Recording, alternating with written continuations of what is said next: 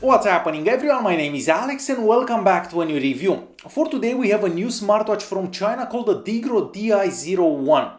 So this watch is running a full copy of Android 5.1 and it costs somewhere around $110. The watch itself looks great, it's mostly made out of metal and on the front we have a 1.39 inches display that's also an AMOLED display. The screen has great viewing angles, the colors are nice and vibrant and the screen also gets bright enough so you can actually see it outside. And believe it or not, you can actually type on this screen, but keep in mind that it's very small and it's not that easy to type on it.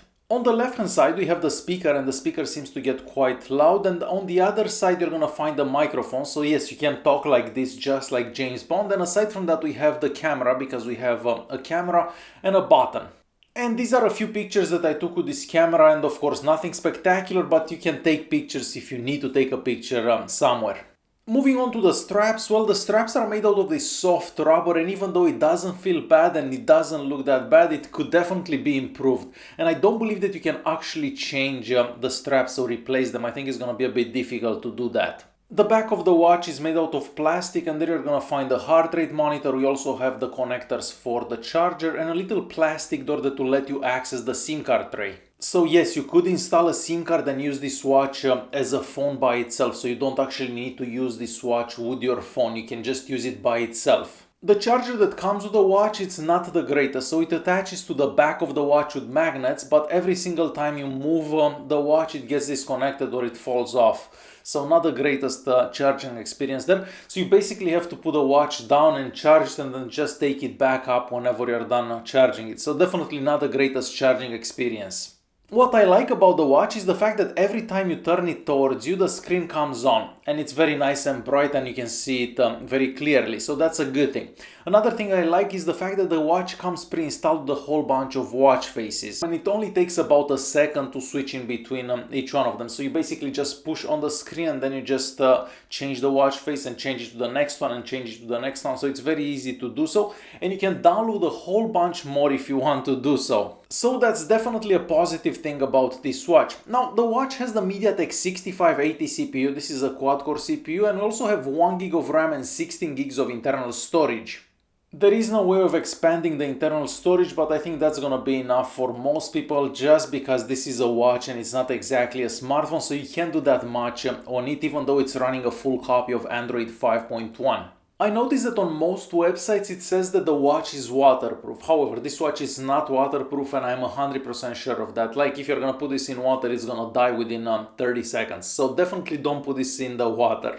So what can you possibly do with this watch? Well, first of all, you can use it just as a watch, and that's how I've been using this watch, just as a watch. So you have the pedometer available, you also have the heart rate monitor, and you can download apps from the Google Play Store. So you can connect to Wi-Fi or anything like that, and you can just do that. You can also use the GPS on it, so if you install an app or something that has access to the maps offline, you can definitely do that. So use this as a GPS or a sports tracker or something like that. Now you could also use this as a phone with a SIM card inside, but again it's very small and it's difficult to do a lot of stuff on it. And lastly, you could use this with your smartphone. To use this with your smartphone, you're gonna have to install an app on your smartphone, and the app it's called WeWare or something like that. And then you're gonna be able to get some notifications on the watch. Now, unfortunately, you cannot reply to any of those notifications, and I know it doesn't make any sense, but every single time I try to reply to a notification, it doesn't actually work. Now, if you press open, it actually opens that app on your smartphone, but realistically, it's not that useful. Because we have Bluetooth connectivity and of course Wi-Fi, you could connect some headphones to the watch and then you can just take the watch and the headphones with you and bring the music wherever you go, and this way you don't need your smartphone. So this could be something useful from this watch. Aside from that, there is also a voice assistant, and the voice assistant is basically Google Now. And through Google Now you can basically send text messages, WhatsApp messages, check the weather and so on without actually typing anything on the screen. So all you have to do is say something to the watch and Google Now can do everything for you. But again, you're gonna need an internet connection for that.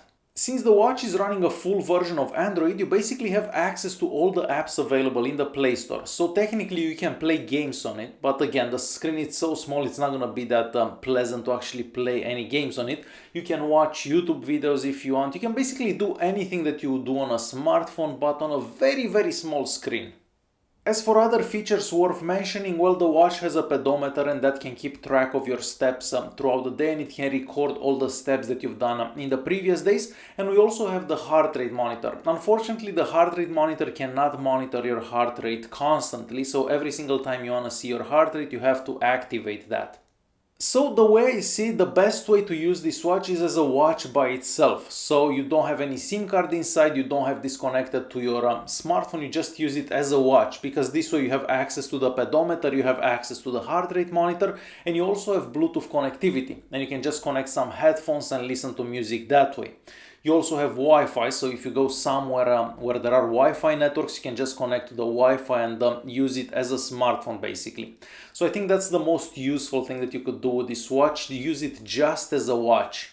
It could also work if you have a SIM card and you put your SIM card inside the watch, and this way you have data and you can basically use this as a smartphone and you don't need to carry your smartphone around. But again, you're going to be limited by the battery life because the battery only lasts for about a day, and it really depends how much you actually use the watch, because I had a couple of days when the battery was dead halfway through the day.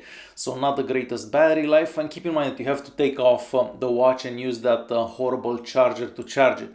So some downsides and some upsides, I guess, and this is definitely not for everyone. Alright guys, hopefully you enjoyed this video. If you did like it, press that like button, don't forget to subscribe, and I'll see you in the next one. Thanks for watching.